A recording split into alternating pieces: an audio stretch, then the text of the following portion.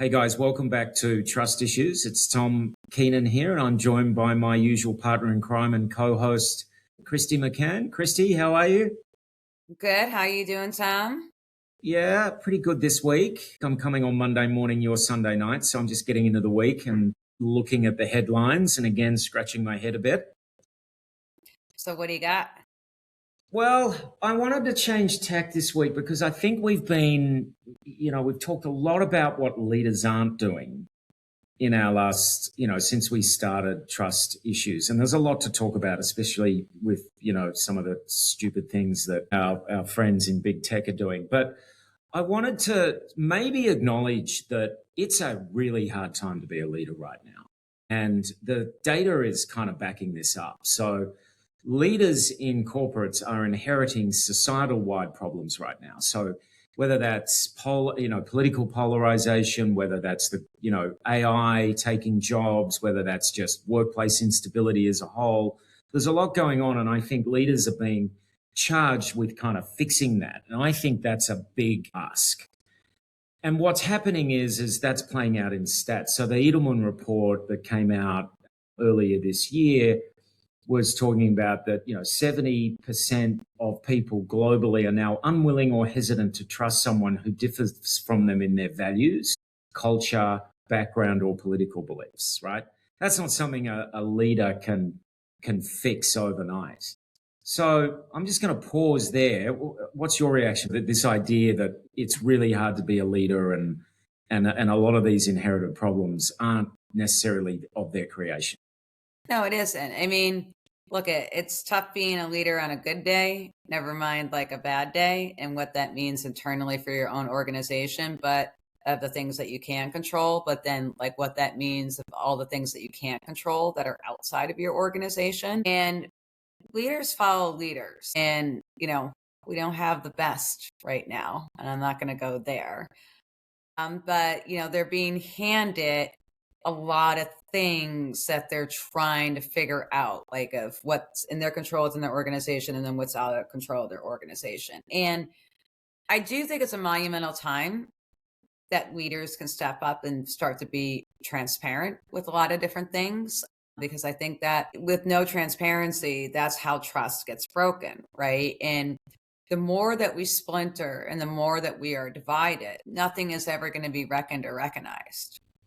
And I do think it is an opportunity for leaders to really look a different way than the way that we're seen, and really how to ignite their employees. And I think a lot of it has to do with truth, transparency, and EQ and empathy and listening and understanding. Yeah, I couldn't agree more. And the stats are telling us that they're not doing well at this, right? So in the Edelman report, 75% of employees say CEOs are obligated to help bridge these trust divides, but only 44% think their CEO actually does this well. So that's a 29% gap between expectations and what's going on, right? And so I think it's easy to say, oh, well, the leaders are doing a poor job at this. And as we love documenting week on week, there's a lot that are not, but it's also very difficult. And I also agree with you. I think the only way out of this is hyper transparency. And what I mean by that is if you are in an organization now and you don't have access to information about why decisions are being made around the performance of your team, the performance of yourself, your co-workers, how they're being assessed. If you don't have all of that information, you're going to fill that void with a whole bunch of assumptions. And the data's telling us that those assumptions are going to be negative for your organization. Yeah.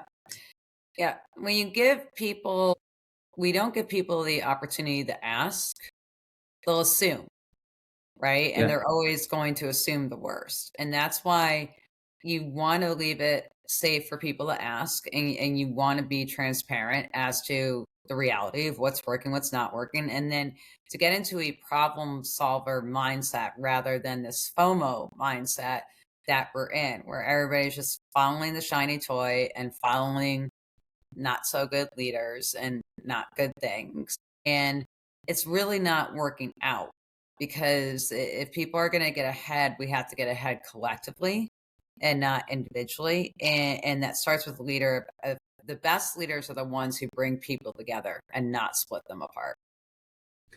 And the young, younger people are so distrusting, right? They are tech natives who have been bombarded their whole lives. And, what I think is fascinating is, the current World Cup that's going on, all of my children think it's rigged. All of my children think that Messi and Argentina are being set up to win, and it's pervasive. And, I think it's such a real life example of when bad leadership happens at the top, trust breaks down in the whole system, right? And you had that issue with the red card and the US team, and now it feels like there's a whole generation of people who think the whole thing's rigged and it's not worth watching. Yeah. It's a great example. Well, I mean, everybody was being united by World Cup, so of course somebody had to make sure that didn't happen. But needless to say, it's an opportunity for a lot of our new leaders and managers to really be able to step up to the day as to what was really going to help bring people together and how to ignite that trust. This is the next level of leadership that has the opportunity to be able to make up for a lot of what has been caused by this distrust. And I think it's an ideal opportunity for people to be able to scale, learn about themselves, really lean into their strengths and fill their gaps, with where they need to, do better. But it's on each one of us right now, because when leaders don't step up, we just can't say, oh, well. No, it's time for us to step up to be the next future of leaders. Couldn't agree more.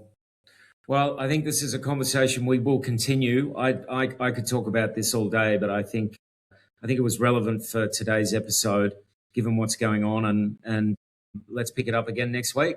Absolutely. Thanks, Tom. All right. Have a good week, Kristy. See ya.